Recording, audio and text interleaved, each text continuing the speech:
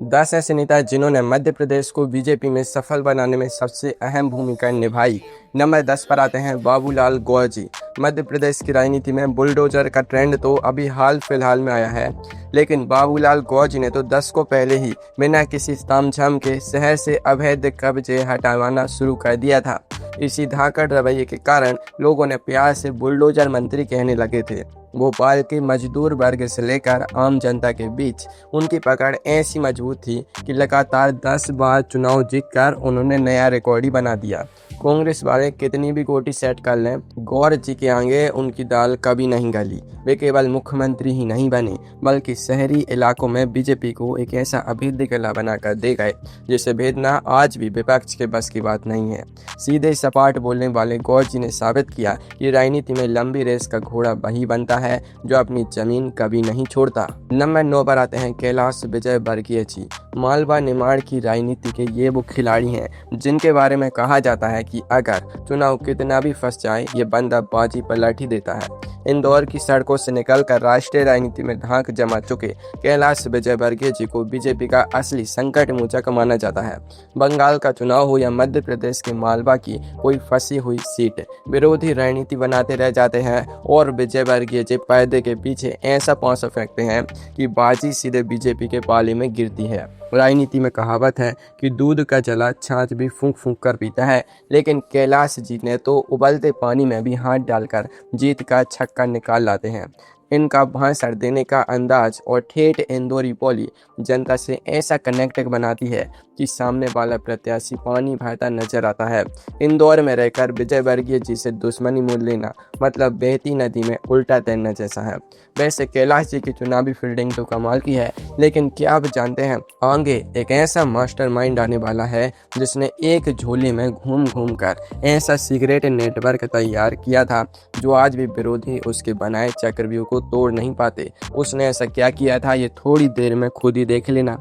Number 8 पर आते हैं नरेंद्र सिंह तोमर जी। मध्य प्रदेश बीजेपी के सबसे शांत लेकिन उतने ही खतरनाक रणनीतिकार। उनकी खासियत यह है कि चेहरा एकदम शांत, लेकिन दिमाग में 24 घंटे चुनावी शतरंज चलती रहती है। जब 2008 और 2013 के विधानसभा चुनाव आए तो प्रदेश अध्यक्ष के रूप में तोमर जी ने गुटबाजी की ऐसी हवा निकाली कि सब एक सुर में बीजेपी के लिए काम करने लगे। इन्हें देखकर सांप भी मर जाए और लाठी भी न टूटे वाली कहावत बिल्कुल सटीक बैठती है। बिना किसी विवाद में पड़े चुपचाप संगठन को पटरी पर दौड़ाना और जीत की चाबी हाईकमान के हाथ में थमा देना इनका पुराना सगल रहा है। चंबल के इलाके से आकर भोपाल की सत्ता पर अपनी छाप छोड़ना कोई बच्चों का खेल नहीं है, लेकिन तोमर जी ने साबित किया कि चीखने चिल्लाने से चुनाव नहीं जीते जाते। चुनाव तो सही टाइम पर सही चाल चलने से जीते जाते हैं। नंबर 7 पर आते हैं प्यारे लाल खंडवाल जी। उस दौर की कल्पना कीजिए जब मध्य प्रदेश में कांग्रेस की तूती बोलती थी और बीजेपी का नामो निशान ढूंढने से भी नहीं मिलता था। उस जमाने में प्यारे लाल जी साइकिल पर झोला टांगकर गांव-गांव और जंगल-जंगल घूमते थे। आदिवासियों और दूर दराज के इलाकों में जाकर उन्होंने बीजेपी का जो बीज बोया, आज उसी का फल पूरी पार्टी खा रही है। प्यारे लाल जी का मानना था कि अकेला चना भार नहीं फोड़ सकता, इसलिए उन्होंने जमीनी कार्यकर्ताओं की ऐसी फौज खड़ी की जो आज भी बीजेपी का असली बैकबोन है। चुनावी गणित और बूथ मैनेजमेंट के वे ऐसे उस्ताद थे कि विरोधी भी मान जाते थे कि बंदे में दम है। बिना किसी लालच के, बिना किसी पद की चाहत के उन्होंने अपनी पूरी जिंदगी संगठन को सींचने में लगा दी। अगर प्यारे लाल जी ने वो पसीना ना बहाया होता तो आज बीजेपी मध्य प्रदेश में इतनी बड़ी बट वृक्ष ना बनी होती। नंबर 6 पर आते हैं कैलाश जोशी जी। राजनीति में संत ढूंढना वैसा ही है जैसे रेगिस्तान में ठंडी हवा का झोंका ढूंढना, लेकिन कैलाश जोशी जी को पूरी मध्य प्रदेश की राजनीति का संत मानती थी। 1977 में जब आपातकाल के बाद जनता पार्टी की सरकार बनी तो ये मध्य प्रदेश के पहले गैर कांग्रेसी मुख्यमंत्री बने। इनकी सादगी और ईमानदारी का आलम यह था कि विरोधी भी इनके चरित्र पर उंगली उठाने से पहले 100 बार सोचते थे। उन्होंने दिखाया कि बिना किसी तामझाम, बिना किसी भ्रष्टाचार और बिना किसी पैंतरेबाजी के भी राजनीति की जा सकती है। दूध का दूध और पानी का पानी करने वाले जोशी जी ने बीजेपी की छवि एक अनुशासित और सिद्धांतों वाली पार्टी के रूप में जनता के दिल में छापी। जब जब बीजेपी पर नैतिकता के सवाल उठे, कैलाश जोशी जी का चेहरा पार्टी की ढाल बनकर सामने आ गया। उन्होंने बीजेपी को वो नैतिक ताकत दी जिसके दम पर आज भी पार्टी का कार्यकर्ता छाती ठोक कर वोट मांगने जाता है। नंबर 5 पर आते हैं सुंदरलाल पटवा जी। 2 बार मध्य प्रदेश के मुख्यमंत्री रहे पटवा जी का नाम सुनते ही अफसरशाही के पसीने छूट जाया करते थे। कड़क आवाज, बेबाक अंदाज और प्रशासनिक मामलों में जरा सी भी ढील न देने वाले पटवा जी ने बीजेपी को सॉफ्ट पार्टी की छवि से निकालकर एक कड़क प्रशासक वाली पहचान दी। जब 1990 में इनकी सरकार बनी तो इन्होंने ऐसे ऐसे कड़े फैसले लिए कि कांग्रेसियों के हाथ पांव फूल गए। 900 चूहे खाकर बिल्ली हज को चली वाली राजनीति करने वालों को पटवा जी ने एक झटके में किनारे लगा दिया। मालवा और महाकौशल में बीजेपी की जड़ों को गहरा करने में इनका बहुत बड़ा रोल था। पटवा जी का एक ही उसूल था, या तो काम तरीके से होगा या फिर कुर्सी खाली करो।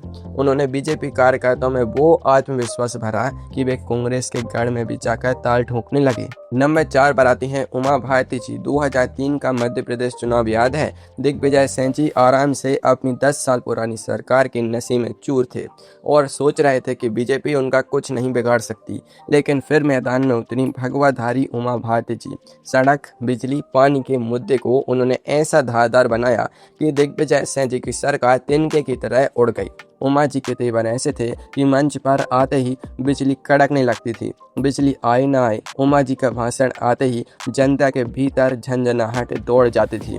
छठी का दूध याद दिलाना किसे कहते हैं, यह उमा जी ने 2003 में पूरी कांग्रेस पार्टी को अच्छी तरह सिखा दिया। उन्होंने बीजेपी को ऐतिहासिक 173 सीटें दिलवाई, जिसने एमपी में बीजेपी के लंबे शासन का दरवाजा हमेशा के लिए खोल दिया। उमा जी का वो आक्रामक अंदाज और हिंदुत्व का तड़का बीजेपी के लिए ऐसा टर्निंग पॉइंट साबित हुआ जिसे इतिहास कभी भूल नहीं सकता। उमा जी ने 2003 में आंधी लाकर कांग्रेस को तो उखाड़ फेंका, लेकिन इस जीत के बाद एक ऐसा नेता आया जिसने एक साधारण से रिश्ते और एक इमोशनल कार्ड का इस्तेमाल करके ऐसा वोट बैंक बनाया जिससे अगले 20 साल तक कोई हिला भी नहीं पाया। उस नेता ने ऐसा कौन सा दांव खेला था, बस बने रहिए। नंबर 3 पर आती हैं राजमाता विजया राजेश सिंधिया जी। जब जनसंघ और बीजेपी अपनी शुरुआती दिनों में पाई पाई के लिए मुहताज थी, तब ग्वालियर के राजघराने की इस महारानी ने पार्टी का हाथ थामा था। राजमाता जी केवल एक नाम नहीं थी, वे बीजेपी के वैचारिक, सामाजिक और आर्थिक रीढ़ थी। उन्होंने कांग्रेस के ऐशो आराम और महलों की सुख सुविधाओं को ठोकर मारकर जमीन पर संघर्ष करना चुना। इंदिरा गांधी के आपातकाल के दौरान जेल की सलाखों के पीछे जाने से भी वो नहीं हिचकिचाई। घर की मुर्गी दाल बराबर समझने वाली कांग्रेस को उन्होंने ग्वालियर चंबल अंचल में ऐसी पटकनी दी कि आज तक वहां सिंधिया परिवार और बीजेपी का प्रभाव सिर चढ़कर बोलता है। अगर राजमाता जी ने उस दौर में जनसंघ और बीजेपी को अपनी छत्र छाया ना दी होती तो शायद बीजेपी का ये कारवा भोपाल के बल्लभ भवन तक कभी पहुंच ही नहीं पाता। उन्होंने साबित किया कि राजपूती आन बान शान सिर्फ महलों के लिए नहीं बल्कि विचारधारा के लिए भी लड़ी जाती है। नंबर 2 पर आते हैं शिवराज सिंह चौहान जी, यानी आप सभी के प्यारे मामा जी। राजनीति में बड़े बड़े धुरंधर आए और गए, लेकिन शिवराज जी जैसा वोट खींचने वाला मैग्नेट मध्य प्रदेश में कभी नहीं देखा। 16 साल से भी ज्यादा समय तक मुख्यमंत्री की गद्दी पर बैठकर उन्होंने बीजेपी को केवल कैडर की पार्टी नहीं बल्कि हर घर की पार्टी बना दिया। लाडली लक्ष्मी योजना हो या लाडली बहना योजना, शिवराज जी ने मध्य प्रदेश की महिलाओं को भांजी और बहन का ऐसा प्यारा रिश्ता दिया कि वे सीधे बीजेपी के खाते में वोटों की बारिश करने लगी। विरोधी दांव पैंच लगाते रह गए, रैलियां करते रह गए और मामा जी दूर किसी गांव में बैठकर बूढ़ी दादी का पैर छूकर चुनाव जीत लाए। बहती गंगा में हाथ धोना तो सब जानते हैं, लेकिन शिवराज जी ने तो अपनी जन कल्याणकारी योजनाओं से वोटों की ऐसी गंगा बहाई जिसमें कांग्रेस बार बार बहती नजर आई।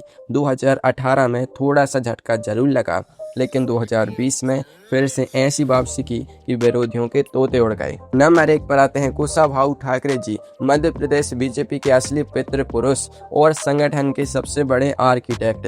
अगर कुशाभाऊ ठाकरे जी ना होते तो आज मध्य प्रदेश में बीजेपी का वजूद ही नहीं होता। उन्होंने बिना किसी लालच, बिना किसी प्रचार और बिना किसी चुनावी मंच पर चमके रात दिन एक करके अपने एक छोटे से झोले के साथ गांव-गांव घूमकर बीजेपी का बूथ स्तर सिगरेट नेटवर्क तैयार किया। ठाकरे जी का मानना था कि अकेला चना पहाड़ नहीं फोड़ सकता, इसलिए उन्होंने नेताओं की नहीं निष्ठावान कार्यकर्ताओं की ऐसी फौज बनाई जो आज भी बीजेपी की सबसे बड़ी ताकत है। वे इतने सादे इंसान थे कि एक फटे हुए कुर्ते और चप्पल में पूरा प्रदेश नाप दिया करते थे। उन्होंने हर जिले में, हर गांव में जाकर कुशाभाऊ मॉडल लागू किया, जिसे आज पूरे देश में बीजेपी अपनाती है। नीम का पत्ता कड़वा जरूर होता है, लेकिन सेहत के लिए सबसे अच्छा होता है। ठाकरे जी का अनुशासन भी कार्यकर्ताओं के लिए वैसा ही था। उन्होंने शिवराज जी से लेकर तोमा जी तक हर बड़े नेता की पौध तैयार की। कुशाभाऊ ठाकरे जी ने तो बीजेपी का किला खड़ा किया। वो आज इतना मजबूत है कि उसे ढहाना किसी भी विरोधी दल के बस की बात नहीं है। यही है मध्य प्रदेश में बीजेपी की सबसे बड़ा और सबसे ब्रांड बनाने वाले असली मास्टरमाइंड।